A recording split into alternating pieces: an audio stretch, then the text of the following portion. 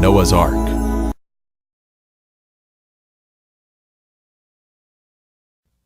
You may order a copy of this program through arcdiscovery.com. See arcdiscovery.com to become a direct seller of this DVD. Join us now as we begin revealing God's treasure.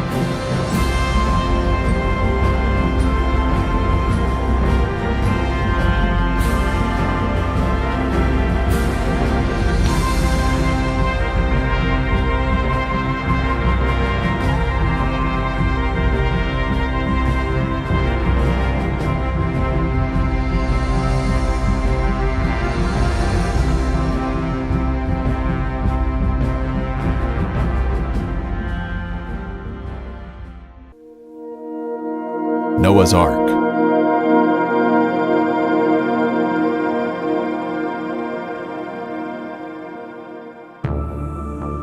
Before the great flood, the world had become filled with wicked men, so much so that the Lord decided to destroy the face of the earth. And God said to Noah, "The end of all flesh has come before me, for the earth is filled with violence through them, and behold, I will destroy them with the earth." The Lord chose Noah, a man of God, to build an ark in which the righteous would be saved along with some of the animals. Noah preached of conversion and repentance for 120 years, but only 8 people gave their hearts to the Lord and entered the ark. The rain came, and the people sought the safety of higher ground or the ark itself, but the angel of the Lord had closed the door of the ark, and it could not be opened. Probation had closed. It was too late. Death and destruction covered the earth. The thoughts of man were evil continually. God extended an invitation, but it was not accepted. This was a judgment of man. All the fountains of the great deep were broken up, and the windows of heaven were opened, and the rain was on the earth 40 days and 40 nights. So he destroyed all living things which were on the face of the ground.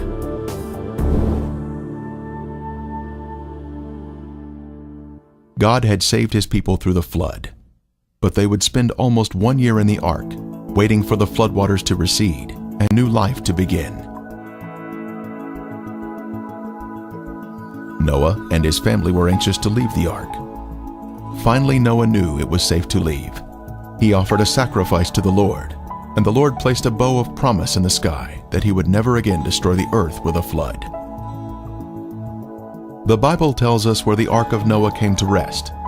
The ark rested upon the mountains of Ararat. But what is Ararat? The name Ararat, as it appears in the Bible, is the Hebrew equivalent of Urartu, ancient country of Southwest Asia mentioned in Assyrian sources from the early 13th century BC. This area included parts of eastern Turkey, Armenia, and Iran. Moses was not speaking of a specific mountain when writing Genesis. He was speaking of a country, Urartu. So the Bible was saying the ark came to rest in the mountains of the country of Urartu. In eastern Turkey, across the valley from Mount Ararat, is the site we will be visiting. This area was first photographed in an aerial survey conducted in 1959 by Francis Gary Powers. Later, Turkish Lieutenant Duripanar spotted the boat-shaped object in these photographs, so in 1960, a group from the United States journeyed to the site, but they prematurely concluded it was just a natural formation. That same year, Life magazine featured photos of the site. Is there a historical record from ancient civilizations of Noah's Ark existing? Berosus the Chaldean wrote, "It is said there is still some part of the ship in Armenia, at the mountain of the Chaldeans, and some people carry off pieces of the bitumen, which they take away and use chiefly as amulets for the averting of mischiefs." Today, we can look at a map of Turkey and see this site listed as Nuhun Gemisi, or Noah's Big Boat. Making the trip to the site, we landed next to the very large Lake Van, which once hosted the ancient capital of Urartu named Tushpa, located along its shore. Heading out through the countryside, we see an extinct volcano.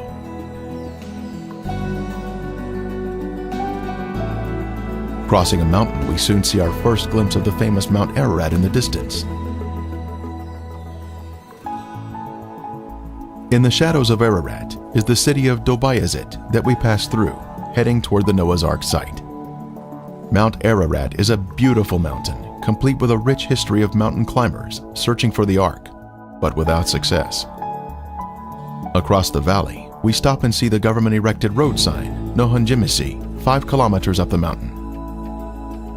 On Ron Wyatt's first trip to the region in 1977, he didn't know where to begin searching, and he only had 3 days in the area. So he and his teenage sons prayed that their taxi would stall in areas where they needed to search. That day, God stalled their taxi in 3 different locations, and here is our first taxi stop. High on the mountain is the resting place of Noah's ship. The name of this mountain is translated as Doomsday Mountain, named so for the deadly event of the flood. As we drive up the mountain, we can see Lesser Ararat and Greater Ararat across the valley. Both are post-flood volcanic mountains that were not even here during the flood, and they would be the last place one should search for the Ark. We finally made it to the Ark.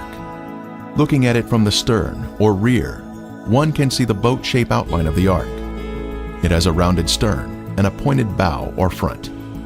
The symmetrical shape indicates that it is a man-made structure. Ron Wyatt made 24 trips out here to conduct tests and do research at this boat-shaped formation. Photos taken at different times of the year have brought out different features of the boat.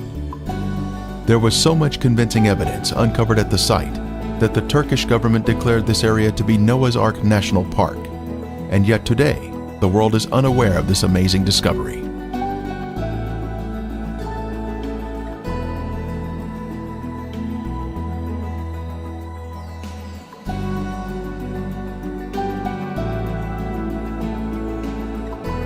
Using Google Earth, we can zoom in on the site with satellite imagery to see the Ark, and also the visitor center that was constructed by the Turkish government.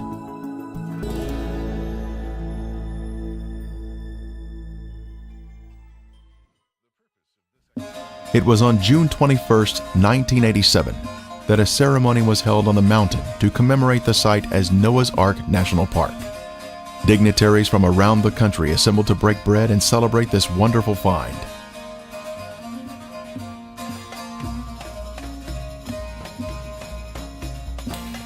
The governor, military officers, and other key officials were participating in a celebration of discovery. Ron Wyatt was a special guest because of the extensive work that he had accomplished at the site. The visitor center would welcome guests from around the world to gaze upon the Ark. As concrete was placed in the foundation by the governor and by Ron Wyatt, excitement was in the air. This was a monument to the mortal remains of Noah's Ark.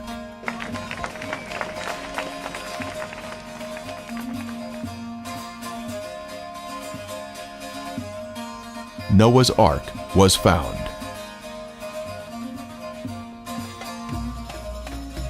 The next day, an article appeared in Turkey's largest newspaper announcing Noah's big boat, open for tourism. Now, we make our way inside the visitor center to view the informative evidence on display. Various diagrams and photos are assembled to point out the important features of the ark.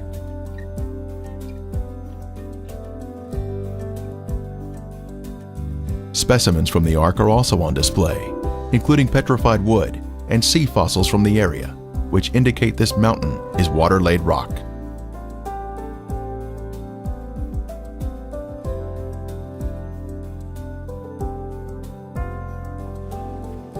A guest book shows us that people are visiting the site from all over the world. Many different countries are represented here.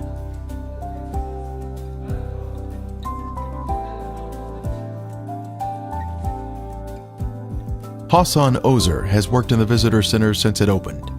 He has lived his entire life in a village here on the mountain, just above the ark, and has a great deal of history associated with the ark.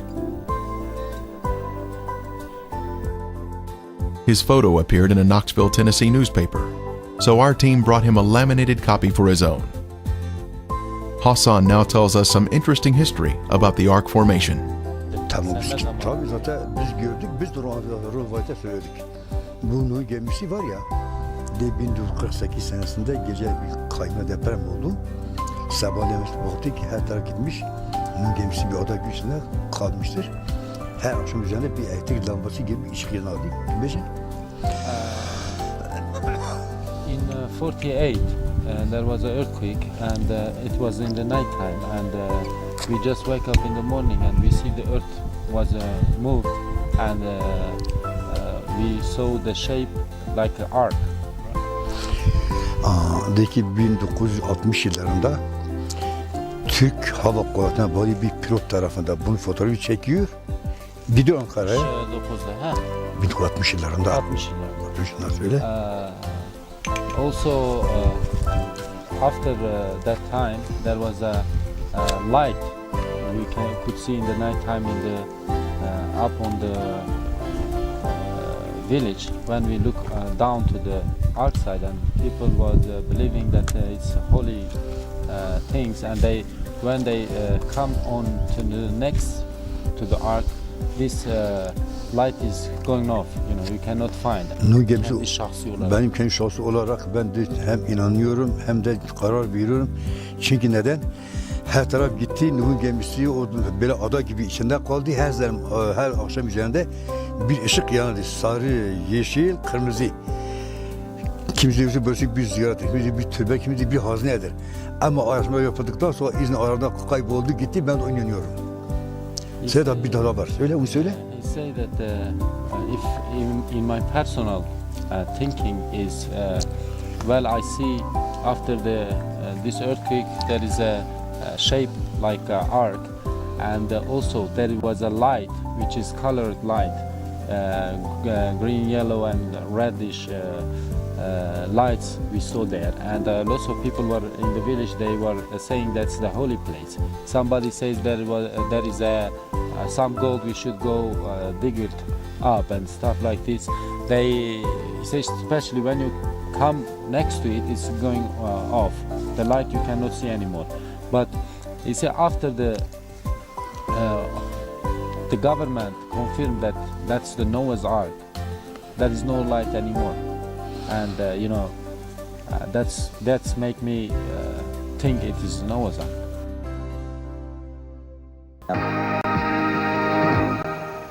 Do you believe Noah's Ark actually existed?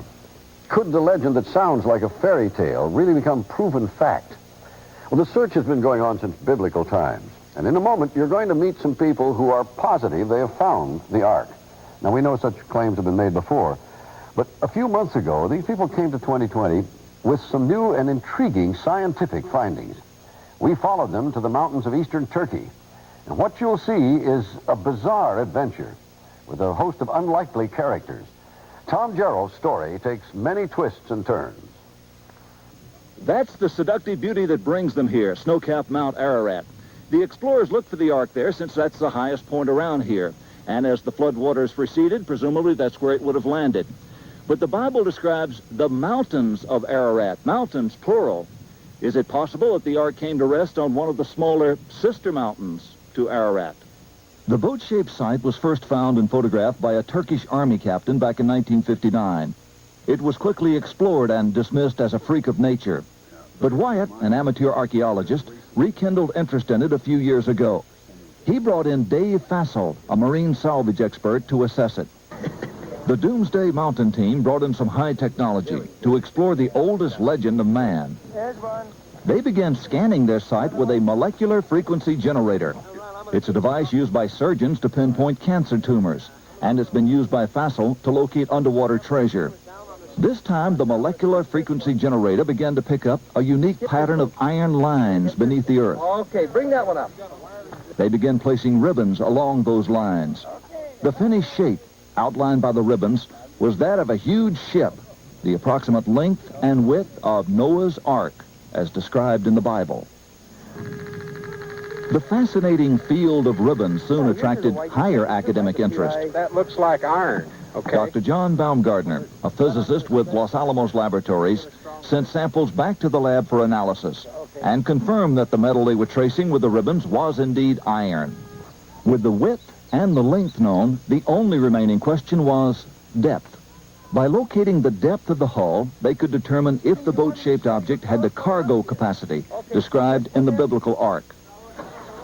To resolve this final issue, Wyatt and Fassel brought geologist Tom Finner to Turkey with his company's heavy-duty subsurface radar equipment. Gear like this located the black box cockpit recorder on the floor of the frozen Potomac River after the Air Florida crash. Suppose this rock were a foot or 2 feet underground. Would it give you a reading as to where that was? Could you locate it? Yes, we could. Is it possible that there will be a moment at which you'll say, this is a man-made object? The symmetry of the feature suggests it's about. I hope to prove that the underground structure is in fact that of a boat. It was here, several miles short of the boat-shaped site, that a waiting game began for Finner and the others. The party needed a final go-ahead from the Turkish government to complete their probe of Doomsday Mountain. Anyway, we're going to hang in like smell on a skunk till there's nothing left to get this done. Hanging like the smell in a skunk. The Turkish government stopped the exploration. What now? Since we were there, Barbara, things have cooled down, and they've sent their own team of scientists in to take a look at this site. It's a very fascinating location. Ground-penetrating radar was used on the formation to see what is inside. The reflections created a picture of timbers underground. This diagram shows us some of the main structural elements of the ark, including parallel and repeated patterns, indicating a man-made site. Indeed, there is something beneath that rock besides rock. A radar device developed by Geophysical Survey Systems in Hudson was used on the mountain. The device, called SIR, is used by energy exploration companies to analyze what's below the Earth's surface. According to SIR, something man-made is under Mount Aridog. This data does not represent natural geology. It's a man-made structure. These reflections are occurring very periodic, too periodic to be random natural type interface. Compared to an aircraft carrier 1,000 feet long, we can see the ark is quite large. The ark was a high-tech vessel that was designed to survive a catastrophic flood that would destroy the surface of the earth. Complete with a keel, keelsawns, and anchor stones, it was truly a work of art designed to save the human race from annihilation. The Bible tells us the ark was 300 cubits in length. The ark formation has been measured to be 515 feet long, which is exactly 300 Egyptian cubits. Moses, when writing the Genesis account, would have been accustomed to using the longer Egyptian cubit of 20.6 inches. The Bible mentions an earlier cubit, cubits according to the former measure. This references the Egyptian cubit, which was divided into 28 digits, making up the cubit rod. Many centuries later, the 18-inch Hebrew cubit was developed and implemented. At the Tel Megiddo in Israel, Solomon's gates can be measured to exactly 6 Egyptian cubits, showing further evidence of its early usage. One can easily see the rib timbers near the stern on the starboard side of the ark. This was part of the superstructure of the ark, much like ships are constructed today. Horizontal boards would have been attached to these vertical ribs. Here we can see vertical fissures between the ribs. These ribs run perpendicular to the mud flow around the structure, indicating once again man-made construction. Local village boys greet us as we take a look at the starboard side of the ark, which curves uphill toward the front of the ark. This side is predominantly buried in the soil.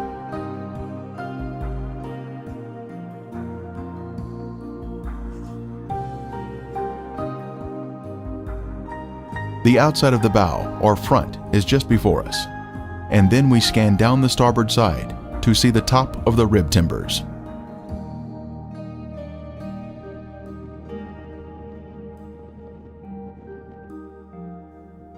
In the distance, we can see Mount Ararat and Lesser Ararat. We now pan over to the port side of the ark near the stern. This side is less preserved, but we can see one large rib timber standing at attention. It has been beautifully preserved and has retained the curvature of the hull. From here we look toward the front of the ark, and we can see a large hole which was blown open in 1960, when the first group came here from the United States to inspect the site.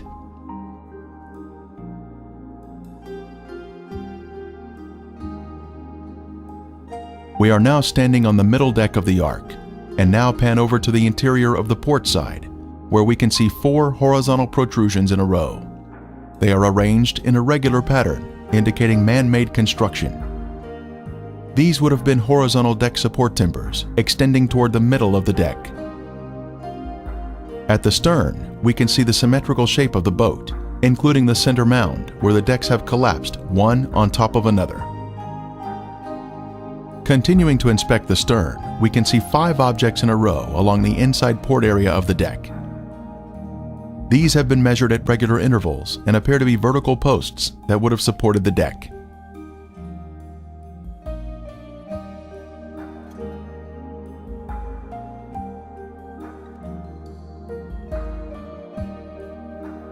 The ark originally came to rest higher on the mountain, but was pulled down to its current location amidst a lava or mud flow, which impaled it on this rock outcropping.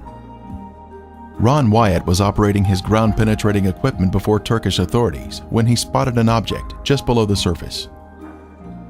What they found was this beautiful deck timber. It was tested at Galbraith Labs for organic carbon. The level of organic carbon was extremely high, thus proving this object was once living matter, consistent with wood. Mr. Wyatt was able to display the deck timber on CNN when he was interviewed on their network. The timber is in 3 layers, much like plywood, with glue oozing out at the end. This makes it stronger than one solid piece of wood. The outer area is covered in black pitch. Some nails can also be seen on its surface. This layering of wood may have been the gopher wood mentioned in Genesis. Just above the ark site is the Uzungili village. Its former name in the 19th century was Nasr. This pronunciation is similar to Nicer, a village that the Babylonian Berosus described as being near the ark site. Josephus in the 1st century said, "Its remains are shown there by the inhabitants to this day." This would tell us the ark would be in an accessible location. These local villagers would have had a tourist trade, accommodating visitors to the ark. The visitors to the ark would have stayed overnight here and would have bought souvenirs in the village. Evidence of this was discovered in 2000, when an archaeologist found this potsherd 20 yards from the ark. On the concave side, it has a carving of a man using a hammer to drive a nail, much like Noah building the ark. On the convex side, an ancient ink drawing shows a man releasing birds, matching the biblical narrative of Noah releasing a raven and a dove. This is just another piece of amazing evidence found here at the ark site. Using radar equipment, Ron Wyatt discovered an open cavity on the starboard side of the ark. Utilizing a core drilling technique, he was able to gain access to the interior of the ark. Stunning evidence was pulled from the belly of the ship. Using an improvised long rake device, petrified animal dung was extracted from the hull. Next, cat hair was also pulled from the cavity. Then, a petrified antler was extracted. These are all items that one would expect to find in the bottom of the ark. The Bible tells us the antediluvians were skilled in metalworking. Tubal-Cain, an instructor of every craftsman in bronze and iron. This large metal rivet, or metal washer around a metal rod, was found by Ron Wyatt when he had taken a tour group to the site in 1991. The center rod had been struck while it was hot, causing it to flare out, holding the washer in place. Test results showed that it contained 8% aluminum metal. Aluminum metal is man-made, thus proving the site to be man-made. Skeptics have said Mr. Wyatt was lying about the testing, but was he really? When the Ark Discovery International team was at the Ark site, they used a metal detector to locate metal fittings on the Ark. This is a crescent-shaped piece of metal that had been a circular washer in its better days and was found near the bow on the port side. A portion of it tested at Galbraith Labs in Tennessee, and the results were stunning. It was 8% aluminum metal, just as Ron Wyatt's test had revealed. The test additionally showed a small amount of titanium metal that is also man-made. The Ark Discovery team continued its analysis at the site and located another fitting on the starboard side.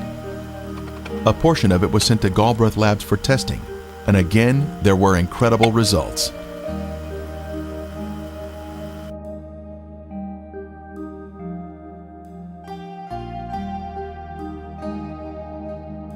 It contained 8% aluminum metal, 1.3% titanium metal, plus 3.8% magnesium metal, all indicative of the Ark formation being a man-made structure.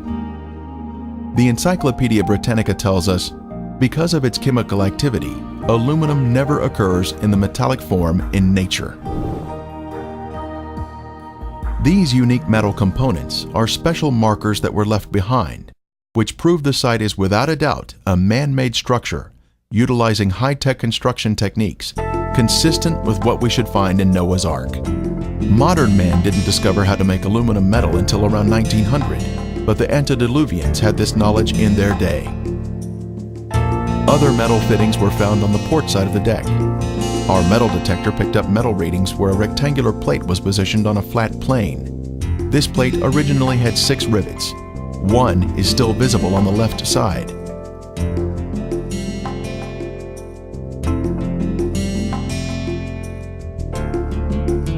Other metal fittings can be seen around the Ark in various locations.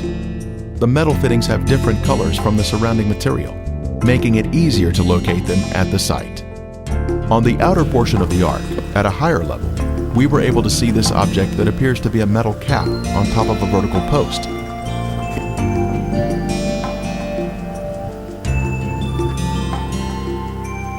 It has an X impression embossed in the center of it. The left side of the cap is missing, but the top and this immediate side are still affixed to the post. The X impression is indicative of a man-made structure with the 90-degree angles. Our second taxi stop is the village of Kazan, where large anchor stones can be found that once hung from the rear of the Ark. Just down the valley from Noah's Ark, we come to the village of Kazan, where portions of the Ark's directional system were released, thus allowing the Ark to float more freely. This village was known as the Place of the Eight, named so for the 8 survivors of the flood. This is the first area that Noah and his family lived after the flood. The large anchor stones were hung from the rear of the Ark to keep the rear facing oncoming waves. It created a type of resistance in the water, allowing the rounded rear of the Ark to fend off powerful waves that would critically damage the Ark if struck broadside. This is our first anchor stone. Measuring 11 feet in height, with 4 feet embedded in the ground, it is actually the largest and most beautiful anchor stone found to date. A tapered hole was drilled into the top of each anchor stone, a 5-inch opening on one side and a 7-inch opening on the other, allowing a rope to be pulled through and a knot tied. It was designed to be lifted while in the water when it would weigh less, thereby preventing the top from breaking off. The most striking feature is the crosses that have been carved on the anchor stone. Early Christians came through this area and recognized these objects as biblical items from the ark. They carved crosses on these anchor stones, representing Noah and his family. The largest cross here represents Noah and is of the Crusader style. The diamond shape with a cross above was Nimrod's sign when he was alive. The diamond represents the ark that he took credit for. Then the vertical line is the pathway to heaven, with the crossbar representing heaven. The Egyptians had an adaptation of this symbol called the Ankh. Smaller anchor stones or drogue stones can be found near the Mediterranean. This is one of the largest you will ever see outside the Noah's Ark area. The next anchor stone is partially buried in the ground with 5 crosses. The largest cross represents Noah. The next smallest, Mrs. Noah. Then the 3 smallest are the sons of Noah. At the bottom is a possible image of the Tower of Babel, which was built around 200 years after the flood by Nimrod and his rebellious followers. This particular stone has 7 crosses, with the 8th having been removed at some point in time.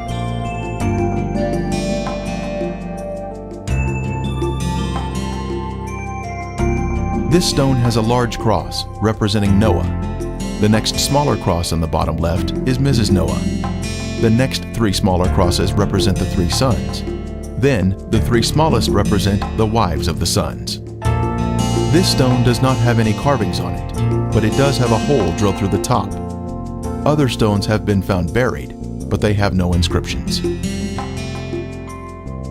This stone had a hole drilled in the left side. Then on the right, we can see ancient inscriptions. Vandals have broken this stone, but you can see where the hole once was in the top. Crosses have also been carved on this stone. 5 crosses are on this anchor stone, and as we look at the top, we can see where the hole has been broken off.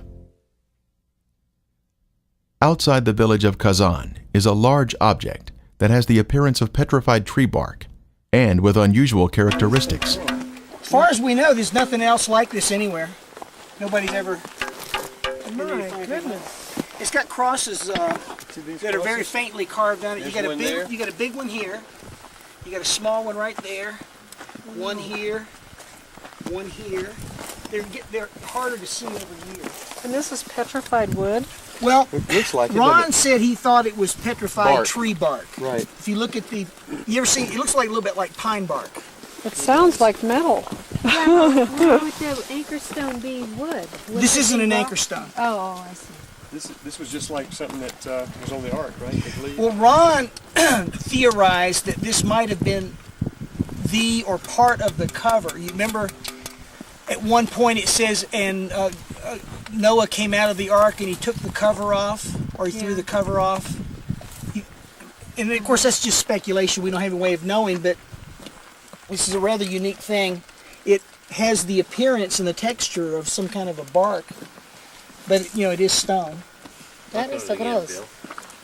What? That is a cross. There you go. That is incredible.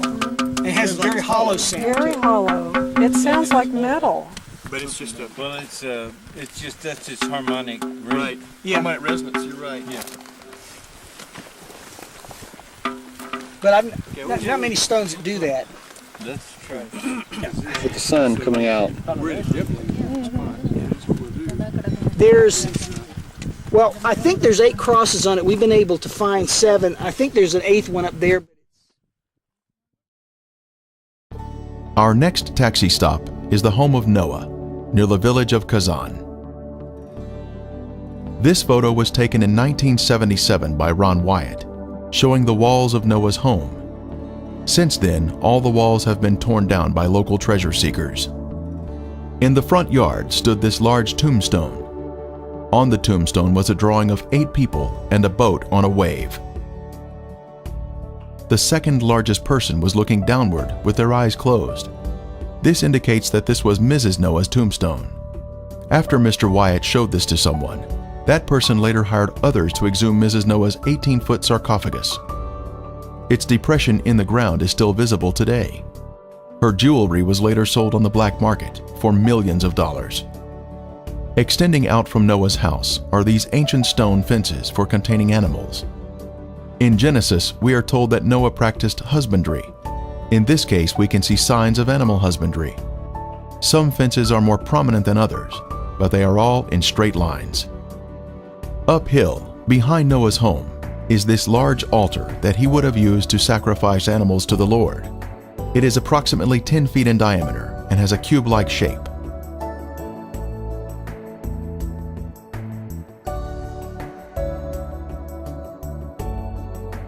In conclusion, we can say that the Darupanar, Noah's Ark formation, is full of evidence which confirms its authenticity, especially when we objectively consider all the information. Many books have been written about the discovery of the Ark.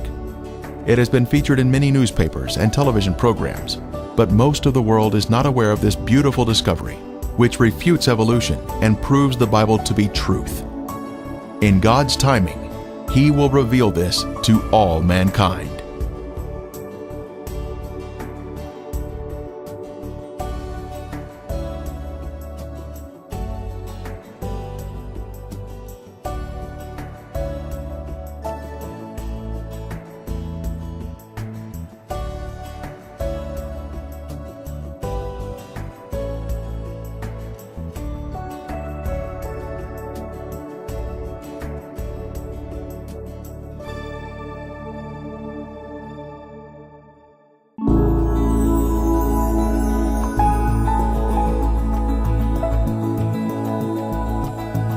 You may order a copy of this program through arcdiscovery.com. See arcdiscovery.com to become a direct seller of this DVD.